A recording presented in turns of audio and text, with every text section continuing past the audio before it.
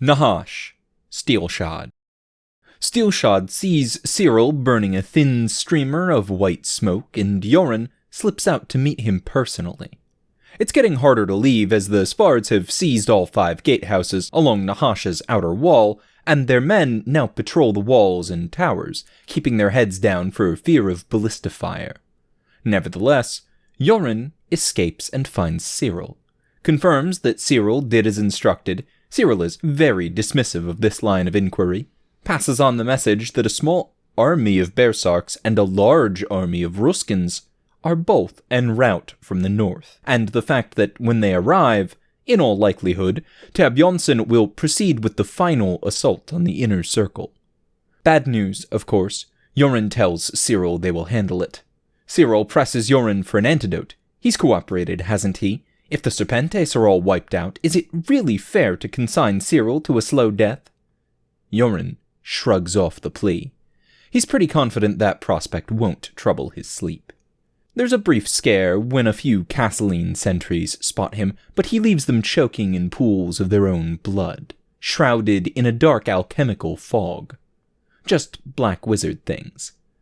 Yoren immediately calls a war council, drops the news on Alexander, Varley, Enoch, and even the council.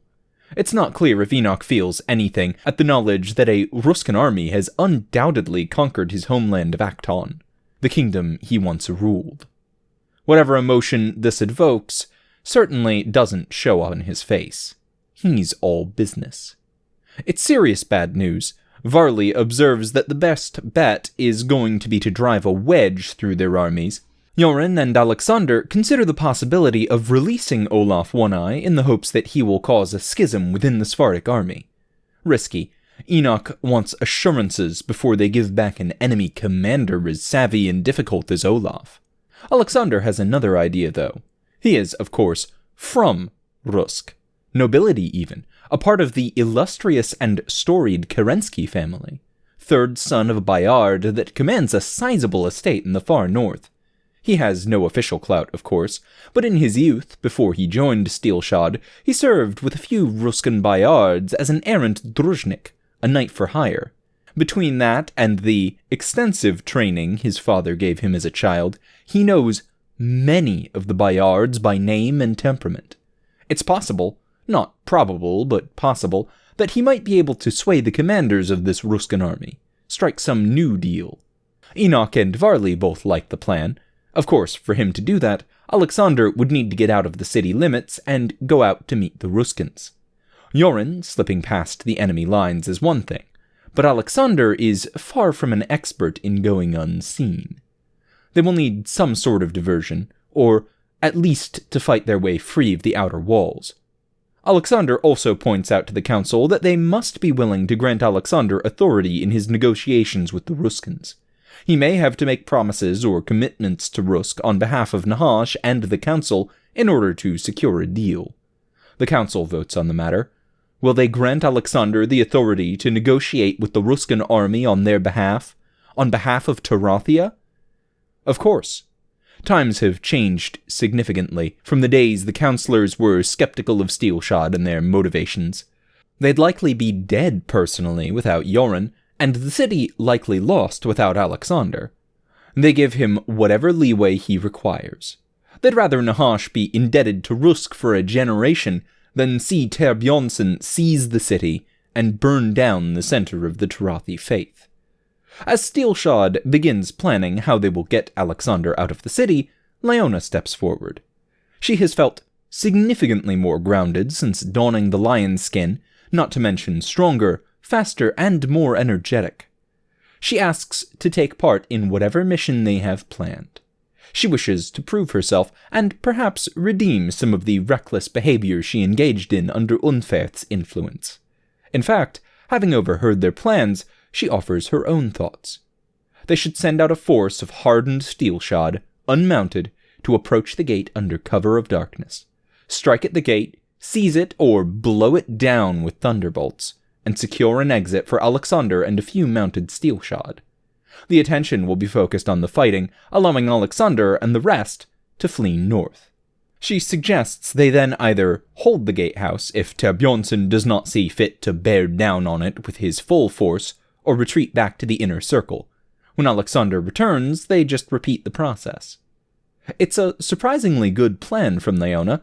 Given that Joran wishes to accompany Alexander, he asks if Leona would like to lead the ground force. She's a little surprised, but she accepts. Volunteers from within Steelshod are requested. Leona gets a full complement of badasses. Mucker to help her deal with the gate, Ben, Amos, and Felix to put pressure at a distance, and her melee warriors are the heaviest of Steelshod's heavy hitters. Perrin and Gunnar to provide heavy support and also help Leona if she's faced with any difficult command decisions. Zelda, Bear, Gwyneth, Terror, Tiny, and Breaker, a squad of axe-wielding battering rams to smash through enemy formations. Pierre, Miles, and Robin to provide defensive lines and hit hard wherever Leona needs them to be. Prudence, Drengy, and Chauncey to scout the walls before she engages and give her the lay of the land. And of course, Agrippa, Hubert, and Olivenko to provide her with any specialist needs she may have, not to mention emotional support. Alexander and Joran have the mounted contingent saddle up. Anatoly, Dylan, and Levin to scout. Leon and Luke to ride alongside Alexander at the front line. Gerald and Evan to provide flanking support. Orson and Michelle to fill the specialist roles, and Drengy to follow behind, so they can maintain ears on the Ulfsknar howls of the Svards. Enoch offers his Serpentes, but Alexander declines. The Serpentes must hold the defenses, and Alexander and his people can handle this. So damn near all of Steelshod engages for this, minus a few of the Sons of Victory, Kara, and Hrodir, all on the sick list, and Ignis and Jaspar on the Balliste. They are not leaving anything to chance tonight. Leona leads her warriors out into the charred ruins of the middle circle. They assemble in the burnt-out shell of an old inn, a stone's throw from the farmer's gate. Prudence and Chauncey silently secure a wooden watchtower with a good vantage over the gatehouse, ushering Felix, Ben, and Amos up to this position. They signal Leona, and she roars out a battle cry. The Svards and Casselines holding the gatehouse are utterly unprepared for this. Steelshod's best comes howling out of the darkness. The defenders in the gatehouse are slaughtered. It's barely even a fight. Before they die, the Casselines manage to disable the pulley that aids in opening the broad gate doors. Rather than waste time, Leona gives the word to Mucker and Hubert. 2 well-placed thunderbolts later, the center of the gate is reduced to a cloud of smoke and splintered wood. Those on the wall fare a little better than the men below, but they start getting picked off one by one as Steelshod archers pepper them from higher ground. Shouts from other parts of the wall are heard. Ben lays down heavy suppressing fire to the south, pinning a dozen men in the watchtowers along the wall. The Svards have reinforcements now camping out in the pillaged cityscape of the outer circle, close at hand, and they are soon rushing to join the fight. Leona and Perrin form up the men into tight battle lines along the shattered gate. A river of enemy troops pour through, crashing against Steelshod's bulwark.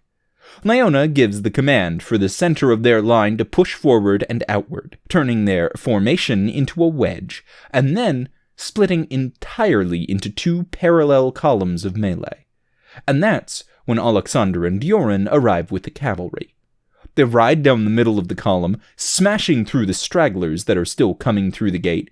Joran lays down a black cloud at the gate as they pass, creating a haze that the next round of Spartak reinforcements are reluctant to enter. Joran, Alexander, and the mounted contingent all ride hard due north, while Leona and their men secure the gate and begin a careful, orderly fighting retreat. They are a slow-moving and enticing target, drawing more attention while the cavalry make their escape. When Leona and her people are about halfway back to the inner circle, huge streams of enemies begin pouring in from several gates. Lornette Chevaliers, Svards, Kriegars, Casselines. She sounds a full retreat, and Torthian leads a force of several hundred Serpentes cavalry to cover Steelshod as they withdraw. A resounding success overall. As soon as they're safely back within the stone walls of the inner circle, Leona lets out a fearsome, jubilant roar. It feels good to be back at the top of her game. She rounds up a few of her best pals, Bear, Robin, Olivenko, Gwyneth, Hubert, Pierre, to hit up a crowded tavern for a night of celebration and debauchery. Meanwhile, Alexander and the riders, plus Drengi keeping pace on foot, disappear into the dark wilderness north of Nahash. They push hard through most of the night, just catching a few hours of sleep in the gray hours before dawn. Come daylight, they spread themselves across a half-mile and begin sweeping north, keeping their eyes peeled for any signs of the Ruskins. After another half-day of hard riding, they spot a cluster of Ruskin scouts. They approach openly, waving a white banner above the Steelshod colors. The scouts seem wary, but not hostile. However, as they grow close, Alexander's eyes grow wide. These Ruskins, the outriders and scouts of the invading army, are wearing very familiar colors.